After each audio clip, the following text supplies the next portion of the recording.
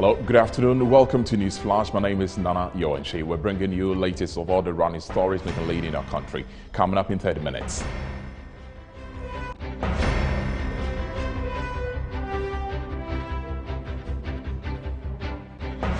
Indom sues Hobson Adoye, two others, 10 million cedis damages.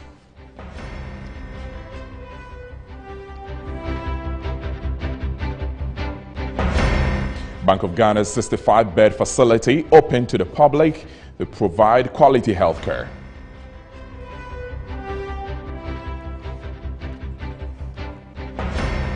Later on in the bulletin, former WBA welterweight champion Ike Bazooka Kortey dispels rumor on drug addiction and ready to sue for character defamation.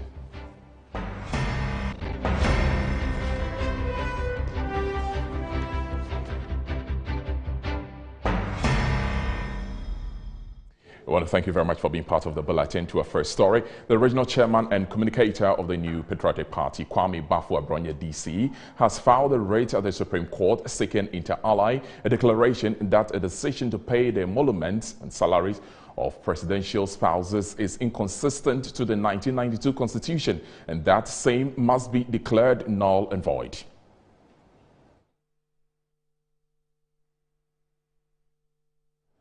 Let's now move on. The Member of Parliament for South Dai, Roxanne Dafiomapo, tells Metro News he is heading to the Supreme Court to challenge the decision by government to adopt a report by the Emolument Committee regarding the payment of monthly salaries to the spouses of the President Akufo-Addo and Vice President Dr. Mahamudu Bawumia. The recommendation, which was approved by last Parliament, was made up of 5-member committees set up in June 2019 by the President of the land to make recommendation on salaries, benefits and privileges of Article 71 office holders. The approval by Parliament has now formalized the payment of remuneration to the First and Second Ladies, Rebecca Akufo-Addo and Samira Bawumia, who were placed on allowances until now.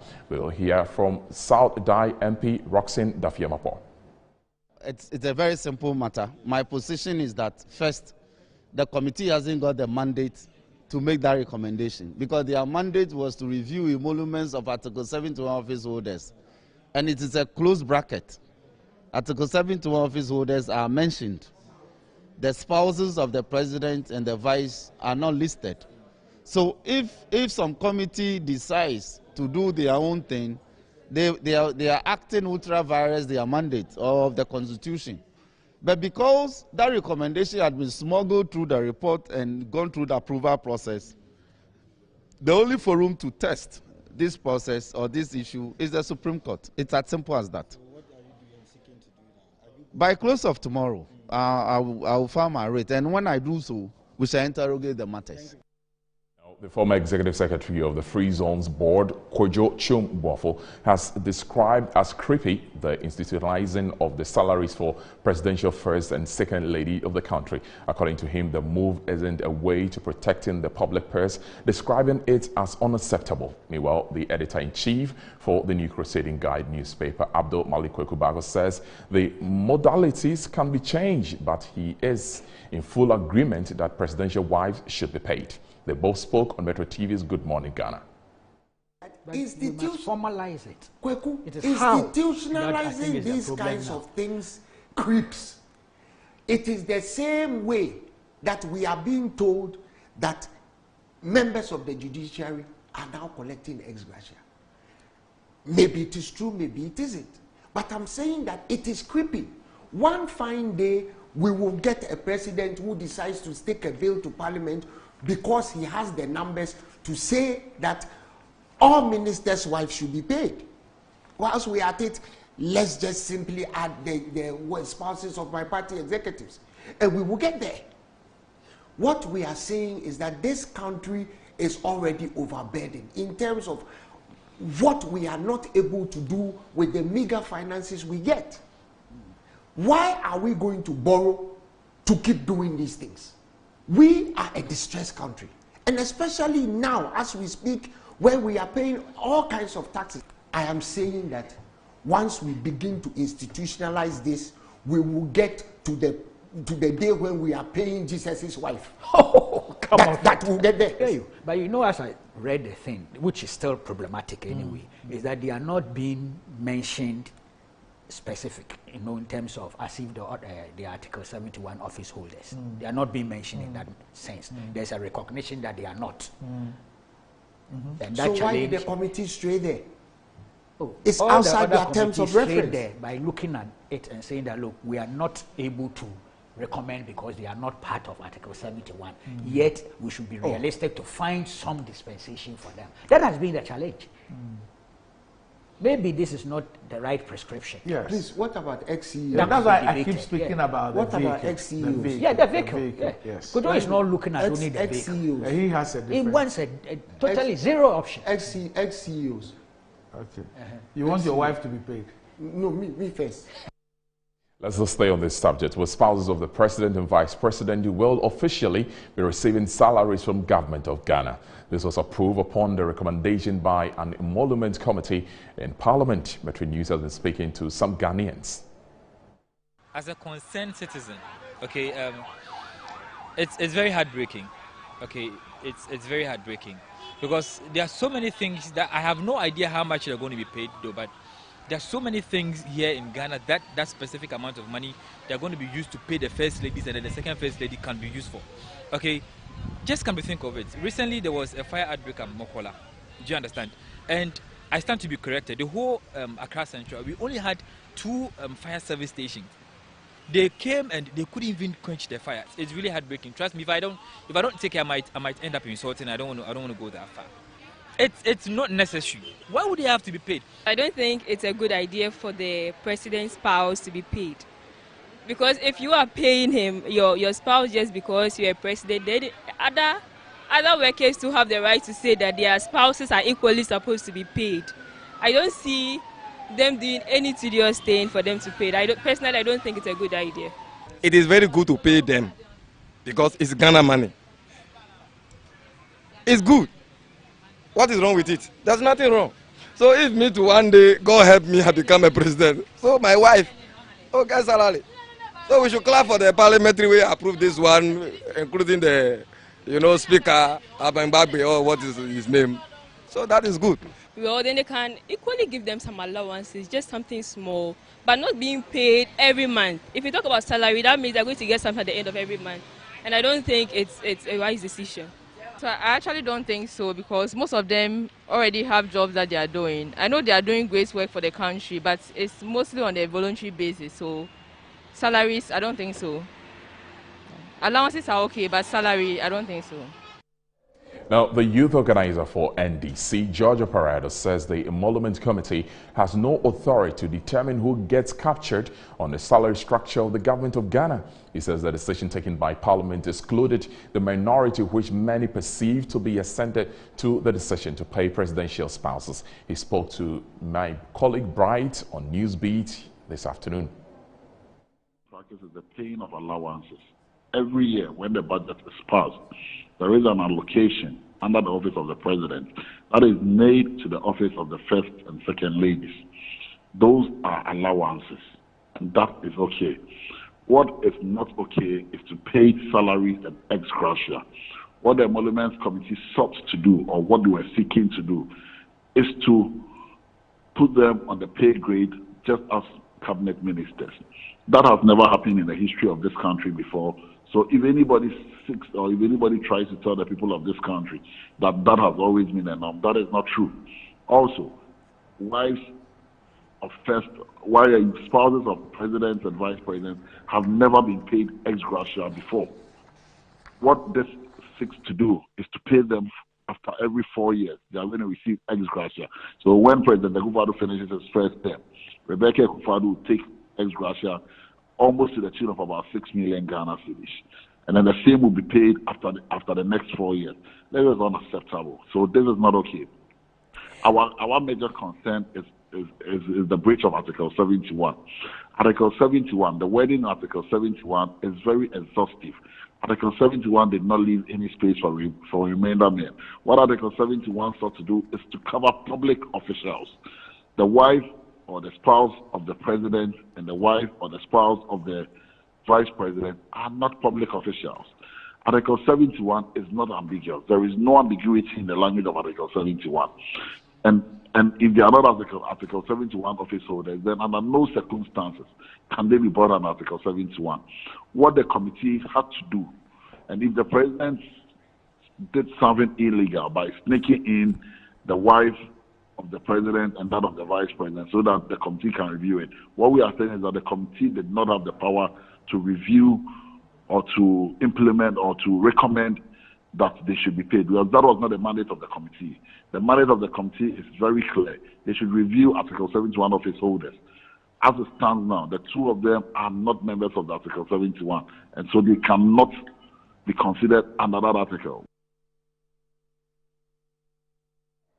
Now, away from this whole salary thing, we go to Parliament about the loan to purchase a car. The Vice Chairman of Parliament's Finance Committee and MP for Okaikwe Central, Patrick Boama, is urging members of Parliament to reject what he considers as unrealistic proposed $28 million car loan agreement with the National Investment Bank for purchase of vehicles for all 275 MPs. The Finance Minister, Kenneth Ofori-Atta, has presented a loan agreement of $28 million to Parliament for the purchase of the 275 MPs their vehicle. Member of Parliament, based on the amount and the number of individuals involved, each MP is expected to receive over $100,000 for the purchase of a vehicle. The Finance Committee of the House is expected to consider the loan agreement and report to the House.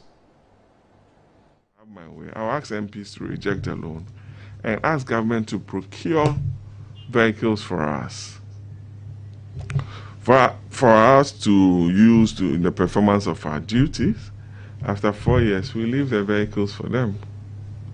Because before I started taking my salary in the 8th Parliament, I was given a notice that from February, a certain amount of money will be deducted from my salary in anticipation of this loan, which is yet to be approved in July. So from February, I started paying. That was last year. This year, 8th Parliament. Okay. I started paying, even though I hadn't seen the loan. That one, nobody saw anything wrong with that. But the president, down the line to ministers, you are MPs, you are journalists in Parliament, you see ministers. They come here with official vehicles. Some have the four-wheel and the saloon. Nobody complains. The members of the judiciary, they do. Nobody has complained. MPs, they are not having it for free. They are procuring a loan. That one, there's a problem. That one. So I think we need to interrogate it if the public thinks that MPs don't deserve a vehicle to work with. Meanwhile, the Member of Parliament for South Dai, Roxanne Dafiomapo, who was speaking with Metro News, has defended the loan agreement for the purchase of the vehicle for MPs. In an interview with Metro News, the legislator said there is currently no viable alternative and that some new MPs who have no vehicles are compelled to use Uber or taxis to get to Parliament. The question you have to ask my brother, the Honorable Patrick Boama, the MP for Okaikwe Central, is that what alternative exists for members of Parliament to get official vehicles to be able to perform their functions of office? There's none. So he belongs to the party that is in government. He should tell the government that it appears that it is time the state makes arrangements to acquire official vehicles for members of Parliament. Indeed, I am not happy that my salary since January has been deducted towards the purchase of a vehicle that I am yet to see. Well, since January, yes. Go. You see, you sometimes people should do some background check. Go to accounts and find out whether they are not deducting at source every month heavy monies from the salaries from each MP. They are doing so in anticipation that a loan will be given to the MPs to purchase their official vehicles. So far, so much has been taken away from MPs. The problem is, what is the alternative? So the problem is with the government, is with the state, not the Member of Parliament. That is what the member of parliament has come to meet. If there is an alternative, if he had choices that, okay, there's a loan for, as a member of parliament, there's a loan for you to take to purchase your official vehicle. That's option 1. Option 2, the state is capable of buying official vehicles for you. Okay. Option 3, the state to buy official vehicle, but you share the cost. If these options were available and members are taking one without reasonable justification, then we could be criticizing. But there's no other alternative. So, look, new members who are in this house are arriving here. As the security, sometimes they frustrate the Uber drivers. So he has to take the honorable member to say, oh, officer, it is me, or member for so and so and so. Because they don't allow Uber into these premises. But when the honorable member is sitting in Uber to come to parliament, can the security man say no? You're still watching News Flash with me, Nana Nchi. We're going for a break. When we return, we have more news as Pan-African Network on SMEs is speaking about the business opportunities within the continent.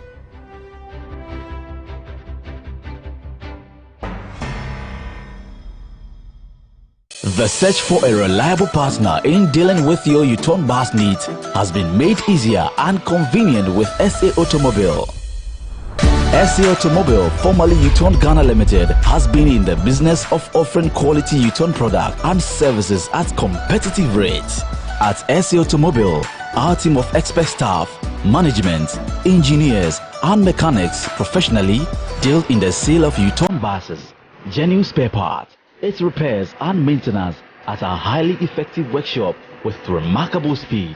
We also have available the sale of Camel car batteries, Weichai and Kia spare parts, Zonton coaches and light-duty vehicles for everyday movement.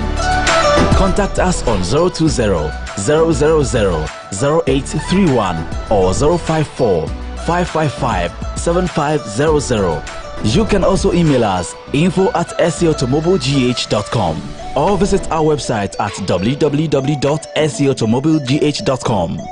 SA Automobile, the pleasure of doing business with you is all ours.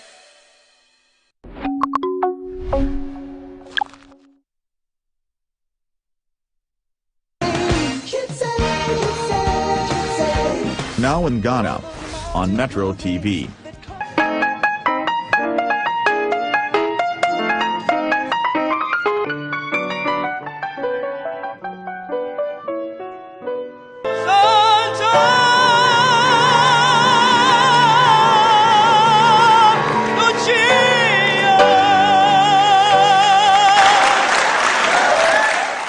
Showing every Sunday evening, prime time 5 to 5:30 p.m. with a catch-up on Wednesdays 4 to 4:30 p.m. Kids always say what they wanna. Metro TV, insightful and inspiring moments.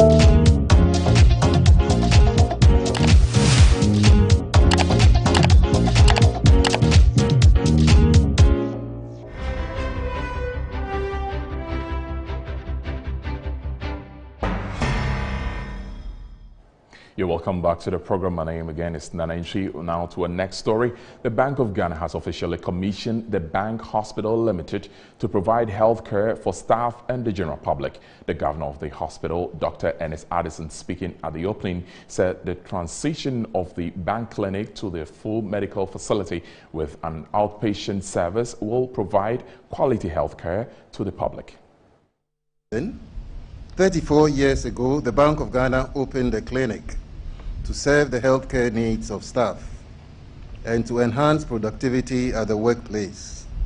Since then, the facility has expanded steadily, and today we are witnessing the final transition from a clinic to a full-fledged hospital, not only for bank staff, but also for use by the public. it was obvious that the bank clinic was faced with limited facilities, which constrained adequate provision of quality health care for the client population and required urgent action. To address this problem, the management of the bank in 2012 mandated the then General Services Department and the Medical Department to develop a needs assessment to form the basis for the development of a hospital for the bank. Through a competitive tender process in 2013, a design and build contract was signed between the bank and the Universal Hospitals Group for the construction of a 65-bed hospital on the bank's property at East Cantonments at a cost of about 80 million euros.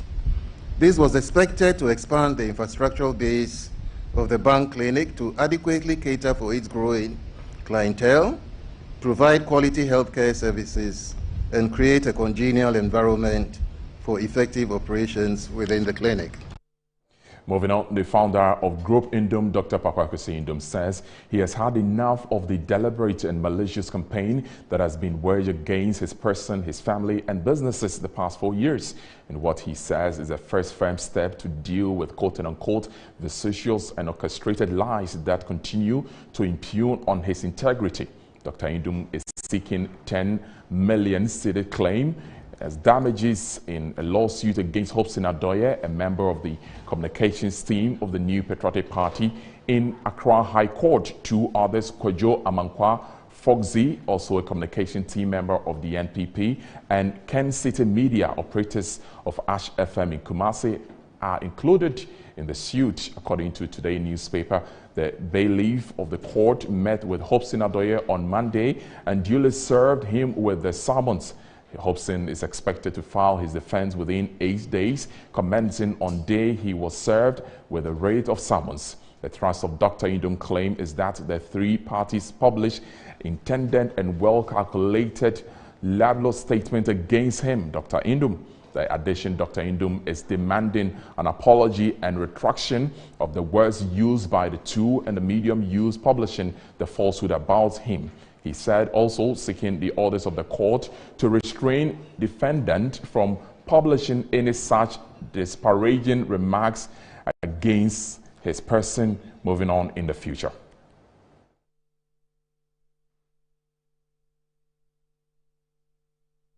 Look at what the boxer, former WBA welterweight champion Ike Bazuga Korte has dismissed rumors on social media and sporting front that he is on drugs and that he is on verge of destroying his reputation as boxing icon and a legend.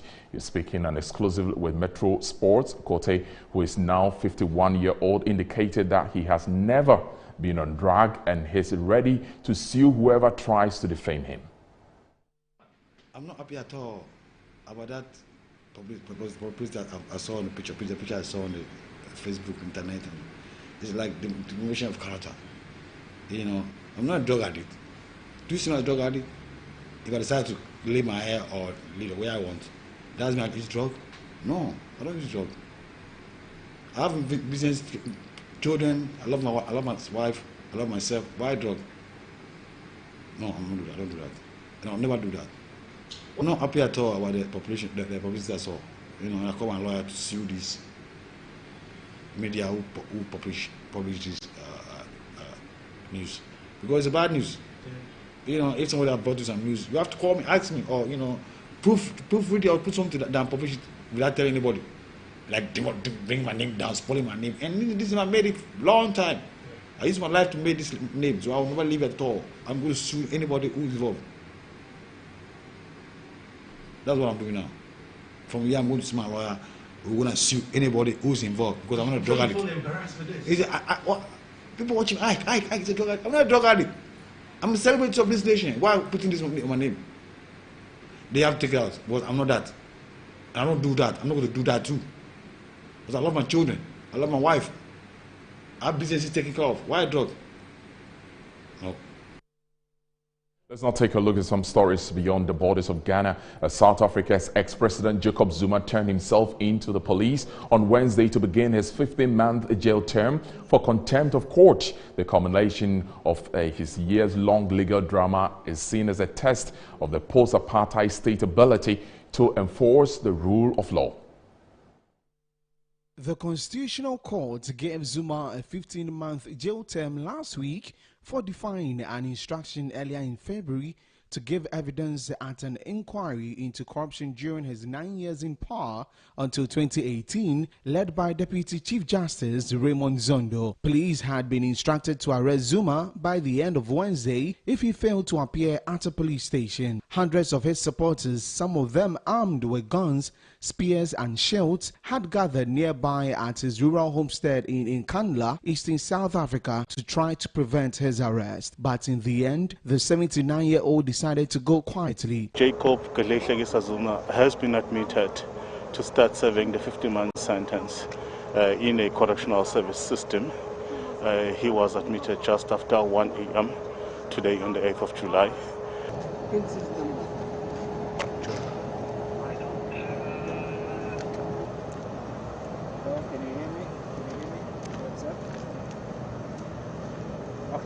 It was a remarkable fall for a reverend veteran of the African National Congress Liberation Movement who was jailed by South Africa's white minority rulers for his part in its struggle to make everyone equal before the law. Zuma denies there was widespread corruption under his leadership, and on Sunday he has struck a different note, lashing out at the judges and launching legal challenges to his arrest. His lawyers asked the Constitutional Court on Wednesday to suspend its order to the police to arrest him by midnight pending the outcome of his challenge against a jail sentence. Zuma gave in to pressure to quit and yield to Ramaphosa in 2018. He has since faced inquiries into allegations of corruption dating from his time as president and before. The Zondo Commission is examining allegations that he allowed 3 Indian-born businessmen, Atul, Ajay and Rajesh Gupta, to plunder state resources and traffic influence over. Acting Chief Reporter for Daily News and Inside Factor in South Africa, Tebo Mkwakwa, tells Metro News that President Cyril Ramaphosa is yet to comment. What is the general mood in South Africa now? Right. It's a lot of confusion. I mean, some people are obviously celebrating his arrest, and then we've got a whole lot of his supporters saying that what has been done to him is actually a travesty of justice. So the mood is quite confusing. People are unhappy, and it is, you know, at a time when we don't know what the next move will be. Remember that he launched a court application this week, early in the week, asking the High Court to actually reconsider, to review his a Concord judgment in which he was sentenced to 15 months. So he was basically asking the court to at least review that Concord judgment so that he will be given time to go for trial. He will be given at least some time to go and present his case, and also, you know, give reasons as to why this sentence was far-fetched. That's all for now on News Flash. There is more news at 7 on Newsnight. On behalf of the entire production crew, I want to say a big thank you for being part of the bulletin. My name is Nana Goechi. Good afternoon.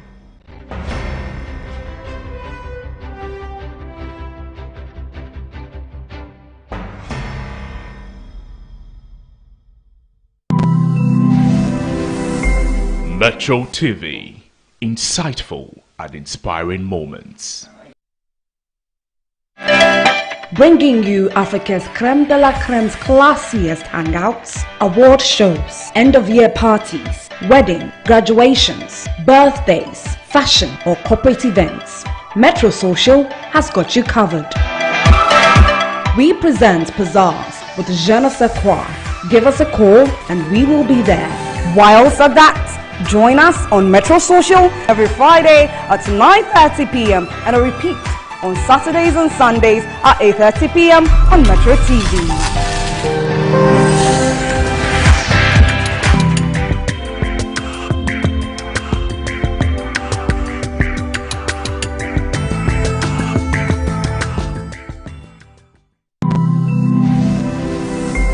Metro TV, insightful and inspiring moments.